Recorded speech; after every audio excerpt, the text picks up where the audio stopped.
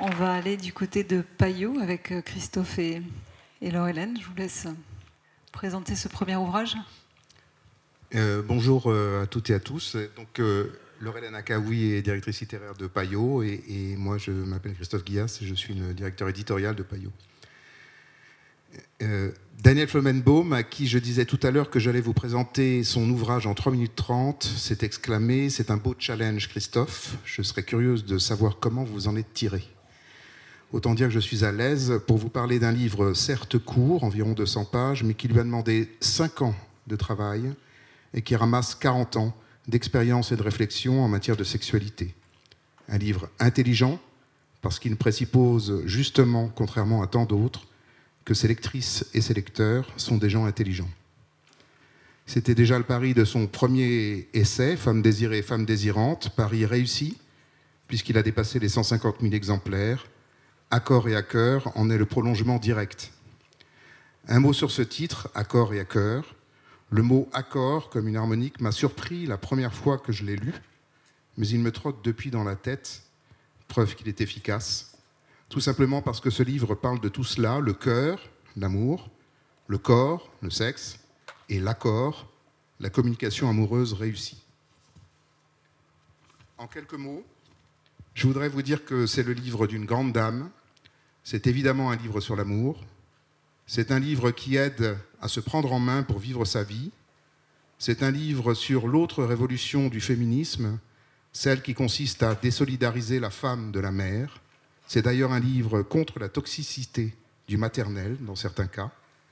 C'est un livre de parentalité, avec des questions très concrètes, par exemple sur les pères des missionnaires, la pornographie, les peurs adolescentes en matière de sexualité.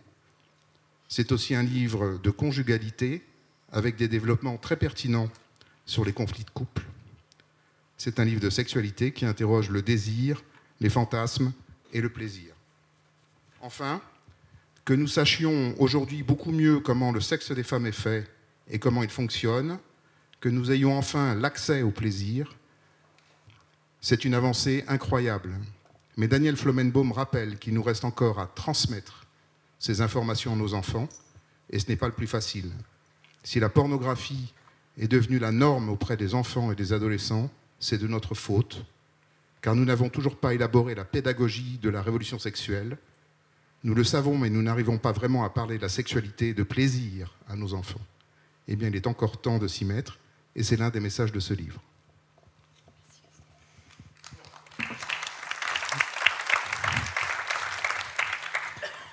Et sans transition, je vais vous parler du lien, le prochain essai graphique de Payot Graphique, qui est une petite collection de BD qu'on essaye de soigner intensément. Vous avez très bien vendu Coming In il y a un an et demi maintenant.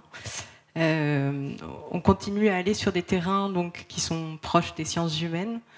Et là encore avec des strips, donc des planches courtes avec des titres sur chaque page qui permettent de tenter de mettre la main sur le lien.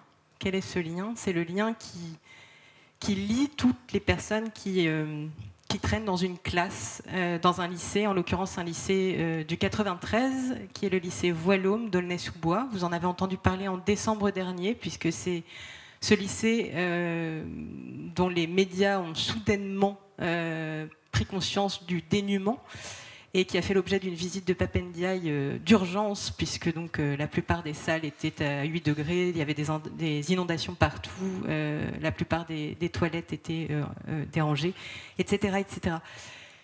On ne parlera pas de ça ici, puisque la chose politique, en l'occurrence dans cette BD, elle est partout ailleurs. Elle est dans ce lien qui unit cette prof, en l'occurrence Mathilde Lévesque, qui n'est pas une inconnue en librairie, puisque non seulement chez Payot, à travers La Tête Haute et Le Poche Récent, se faire respecter dans la petite bibliothèque Payot, mais aussi avant, dans Lol est aussi un palindrome, qui est un livre qui a été vendu à plus de 20 000 exemplaires et qui parlait de ces saillies. C'était un livre qui faisait le pari, non pas de faire des perles d'élèves, mais plutôt au contraire de célébrer les saillies drôlatiques de ces élèves du 93, d'enseignement prioritaire, et qui ont une créativité hors du commun, eux aussi.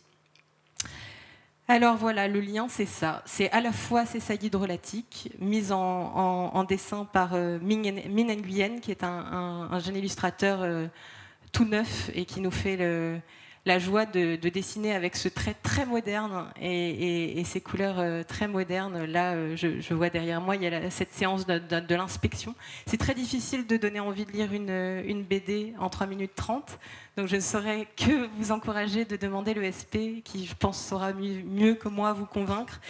En l'occurrence donc ce lien, à la fois ce lien dont il faut parfois se libérer, ce lien qui empêche, le lien des blocages insidieux de ces élèves souvent de quartiers défavorisés qui n'ont pas le droit de prétendre à un avenir. Ce lien-là, il faut s'en défaire.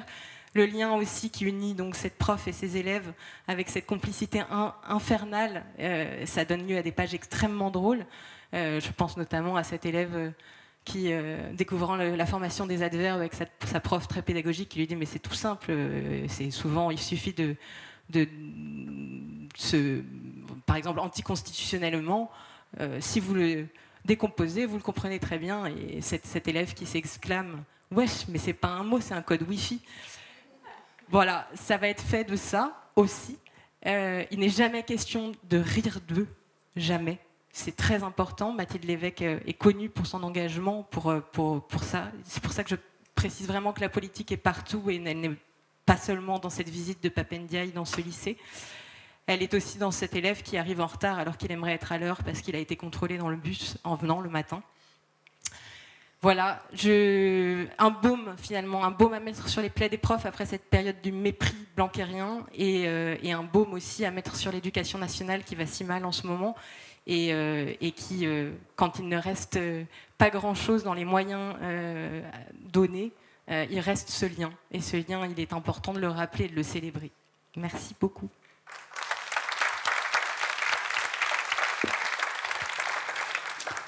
On va rebasculer chez Payot pour parler d'un ouvrage qui s'appelle Terre-Mer.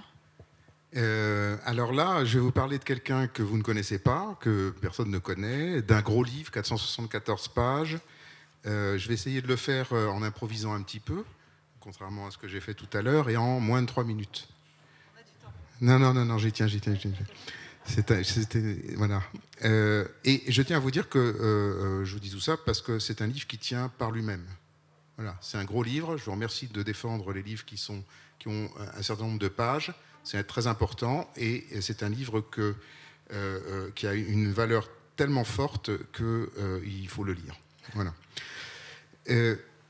Moins de 3 minutes, parce que de toute façon, je ne vais pas vous résumer 474 pages, d'autant que c'est un bouquin dont je n'hésite pas à dire que c'est un livre immense, qui est déjà considéré comme un classique par tous les spécialistes.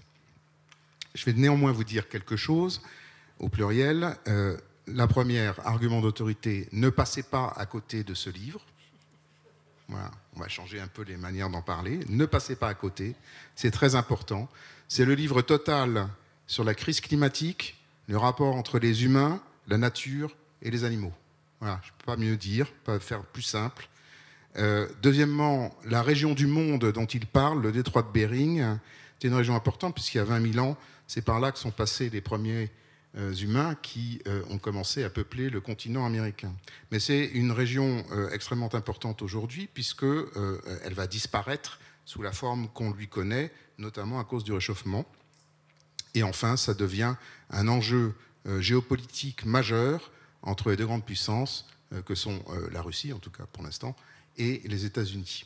Voilà. Troisièmement, cette autrice que vous ne connaissez pas est une grande historienne. J'ajoute que c'est son premier livre, ça ajoute encore un peu aux choses. C'est une grande historienne et une historienne militante de l'environnement. Je remarque au passage que les femmes de plus en plus investissent la protection de l'environnement et en particulier du côté des glaces. Et elles sont fédérées entre elles et extrêmement efficaces, peut-être parce qu'il y a la histoire de protection. Quatrième point, c'est un livre qui a une force narrative, une puissance narrative extrême, très forte, très grande, qui a été saluée par toute la critique. Cinquièmement, c'est un livre qui signe d'une certaine manière la revanche des baleines. Vous voyez, ça fait un peu bizarre, mais les baleines sont un des personnages principaux, parce qu'elle met en avant l'intelligence de ces mammifères, et notamment un truc qui m'a énormément plu, c'est que les baleines arrivent à jouer avec la banquise pour déjouer les baleiniers qui les décimaient. Pendant 2 ans ou 3 ans, au milieu du 19e siècle, elles ont réussi à échapper aux baleiniers. Et enfin, dernier point, non des moindres, c'est que je vous signale, si vous ne le savez pas encore, qu'il y a un gros intérêt de vos confrères qui nous commandent un nombre tout à fait significatif d'épreuves de ce livre. Voilà, merci beaucoup.